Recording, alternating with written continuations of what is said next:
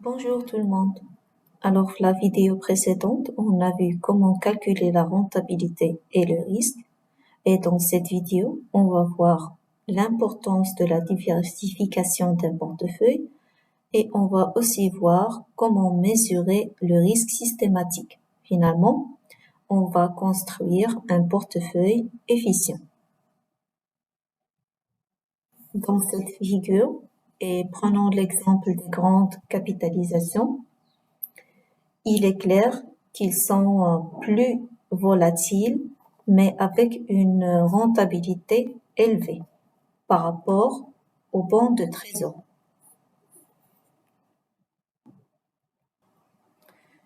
C'est une relation normale vu que l'investisseur qui est exposé à un risque élevé, il doit bénéficier d'une rentabilité moyenne plus élevée pour compenser le risque supplémentaire qu'il a pris. وهاد la relation ما كتحققش إلا كانوا عندنا des titres de même nature, c'est-à-dire un portefeuille qui contient uniquement les grandes capitalisations. Et il est nommé un actif individuel. En effet, les actions individuelles, par exemple les grandes capitalisations, présentent un risque plus élevé et une rentabilité plus faible par rapport à un portefeuille diversifié. Donc, هنايا حيت البورتefeuille diversifié كاينه la rentabilité élevée et le risque il est inférieur. Alors que ملي كيكون juste un titre individuel composé des mêmes titres de même nature, تيكون le risque plus élevé ou la rentabilité كتكون plus faible par rapport à un portefeuille diversifié. Il y a une petite note à bene pour vous. Le bon de trésor, c'est un titre émis par l'État afin d'emprunter des fonds à court terme. Ils sont plus sécurisés, mais moins rentables. Et maintenant, passons à la mesure des risques. Mais d'abord, voyons quelques définitions. D'abord, le risque spécifique. Il est lié à l'entreprise, mais grâce à la diversification du portefeuille, on peut le réduire, voire même l'annuler, comme on vient de voir. Donc, l'entreprise sera exposée uniquement au risque du marché et le portefeuille est dit efficient, c'est-à-dire parfaitement diversifié. Alors que le risque systématique n'est pas diversifiable, on ne peut pas l'annuler. Et la diversification, même si on diversifie parfaitement le portefeuille, ça n'a pas d'impact sur le risque systématique, que sur le risque spécifique.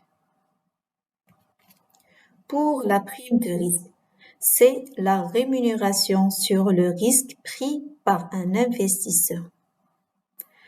La prime de risque offerte par un actif est déterminée uniquement par son risque systématique, qui n'est pas diversifiable.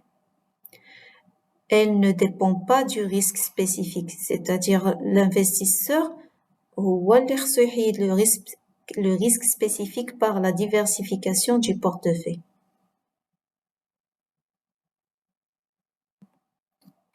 D'autre part, la volatilité des titres individuels dépend à la fois du risque systématique et du risque spécifique.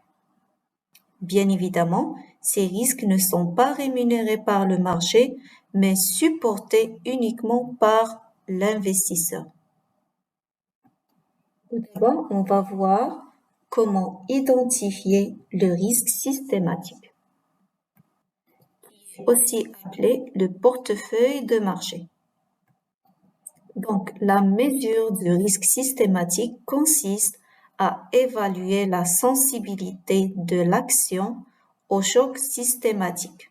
C'est-à-dire, il a وقعت شي crise بحال مثلا la crise asiatique واش كتامباكتا بزاف هذاك l'action ولا لا. C'est-à-dire, on va observer comment la rentabilité d'une action change suite à la variation de 1% d'un portefeuille efficient, c'est-à-dire qui est exposé uniquement au risque systématique ou le risque marché, c'est-à-dire que le risque spécifique égale 0. Le portefeuille efficient qu'on va composer, il est appelé le portefeuille du marché, qui n'est exposé qu'au risque systématique. Maintenant, on va voir comment on va calculer cette sensibilité de la rentabilité d'un portefeuille au risque systématique. Donc, on va calculer le bêta. Le bêta est la variation espérée en pourcentage pour la rentabilité d'un actif suite à une variation de 1% du portefeuille marché. Bêta égale la covariance RA. RA, c'est la rentabilité du titre A. RM, c'est le risque du marché. Donc, bêta égale la covariance RA-RM sur la variance RM. Pour l'interprétation du bêta, si il est inférieur à 1, on dit que le titre ou l'actif, il est moins sensible au risque du marché. C'est un titre défensif. Exemple, dans le secteur de consommation courante. Le secteur il n'est pas sensible quelles que soient les contraintes économiques. Et si le bêta est supérieur à 1, c'est-à-dire que la rentabilité du titre varie plus que celle du marché, c'est-à-dire que le titre il est plus sensible au risque du marché. Ces titres sont nommés des titres offensifs. Exemple, le secteur technologique. Il est plus sensible au risque du marché. Donc, le risque total ou la volatilité globale égale le risque du marché plus le risque spécifique. Petite note à bene, la volatilité mesure le risque total d'un actif alors que le bêta ne mesure que la sensibilité au risque du marché. Et maintenant, pour construire un portefeuille, on va se baser sur la frontière efficiente et la droite de Tobin. Pour la frontière efficiente, les investisseurs construisent le portefeuille à partir des actifs disponibles sur le marché financier en circulation. La rentabilité de ces actifs est caractérisée par la rentabilité espérée et la volatilité. Et grâce à la frontière efficiente, comme son nom l'indique, l'investisseur peut regrouper l'ensemble des portefeuilles efficients. Et la frontière efficiente contient uniquement les actifs risqués. Donc, voici la frontière efficiente. Les portefeuilles qui sont situés sur la frontière, ce sont des portefeuilles efficients optimaux. Le portefeuille C,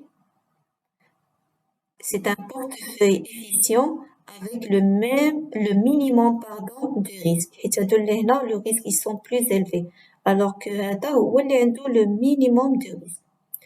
Ou les portefeuilles qui jouent de la frontière, ce sont des mauvais portefeuilles. Le portefeuille la rentabilité plus élevée, mais avec le même risque. Donc, les portefeuilles, ce sont des mauvais portefeuilles. Donc, les deux portefeuilles A et B, ce sont des portefeuilles efficients et ils ont le même risque. Mais le portefeuille A, il est préférable au portefeuille B vu que sa rentabilité est élevée. Par la suite, Tobin a introduit l'actif sans risque. حيت قلنا la frontière efficiente فيها غير les actifs risqués. Donc par la suite, Tobin a introduit l'actif sans risque. Il l'a représenté par la droite CML. C'est la droite de marché de capitaux. Cette droite contient les actifs risqués et les actifs non risqués. Nota bene, tous les portefeuilles qui se trouvent sur cette droite sont plus intéressants que ceux situés dans la frontière efficiente, car ils sont plus rentables pour le même risque. RF, c'est risk-free, c'est la rentabilité espérée d'un actif sans risque.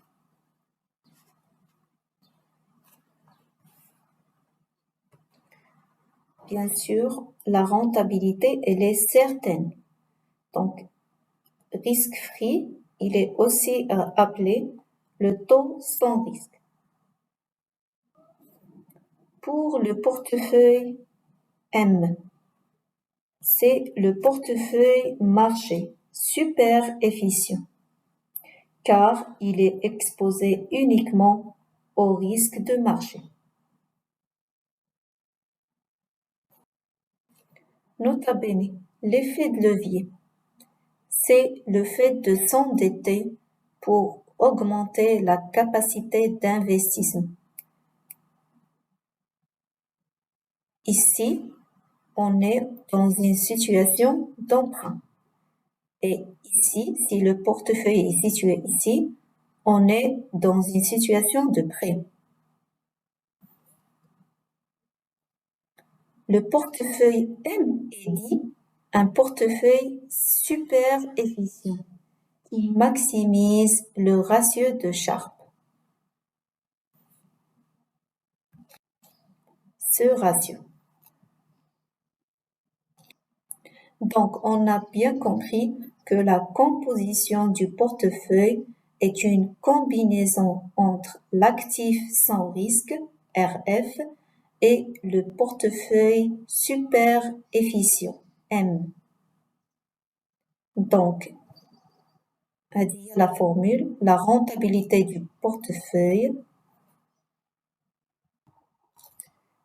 c'est la proportion en pourcentage, c'est-à-dire شحال غادي ناخدو من le portefeuille M وشحال غادي ناخدو la proportion من le portefeuille sans risque. Donc à partir de cette rentabilité كنخرجوا l'équation de Sharpe. هذه هي la formule ديالو. Après كنحسبوا la variance هذه هي la formule ou la volatilité du portefeuille كنحسبوها هكا. Donc, il a atteint la volatilité du portefeuille et le risque du marché. وكنا نحسبو X. المهم هاد لا فورمول كنا نلعبو بها قد يعطينا مثلا جوج ديال لي دوني يعطيك X و لا volatilité du portefeuille انت خصك تحسب لو risque du marché etc. Donc باش ما نطولش عليكم on arrête ici. دابا شفنا comment construire un portefeuille. Et d'ici la prochaine vidéo, je vous dis, portez-vous bien.